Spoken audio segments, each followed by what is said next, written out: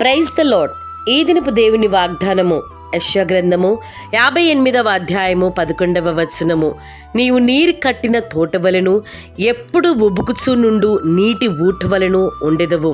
ఇకను నీవెంత మాత్రమును ఆరిపోక ఎండిపోక నీ జీవితము సమృద్ధిగా ఆయన చేయునుగాక.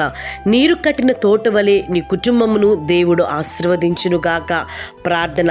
మా ప్రియ పరలోకపు తండ్రి, సర్వశక్తిమంతుడా, జీవాధిపతి అయిన దేవా, నీ దివ్యమైన నామానికి వందనాలు. ఇదిగో ప్రవ్వా, ఇది మొదలుకొని నీ బిడ్డల జీవితాన్ని, వారి కుటుంబాన్ని నీరు కట్టిన తోట వలెను, వారు ఎప్పుడు కూడా ఉబుకుచు నుండు నీటి ఊట వలెను వారి జీవితాలు సమృద్ధితో నిండి పొంగి పొర్లునుగా కానీ ప్రార్థిస్తూ, యేసుక్రీస్తు వారి నామంలో వారు తలపెట్టిన ప్రతి పనుల్లోనూ ప్రయత్నాల్లోనూ వారు అన్ని సఫలులు చూచుదురుగా కానీ ప్రార్థిస్తూ క్రీస్తు పేరిట వేడుకొనుచున్నాం తండ్రి.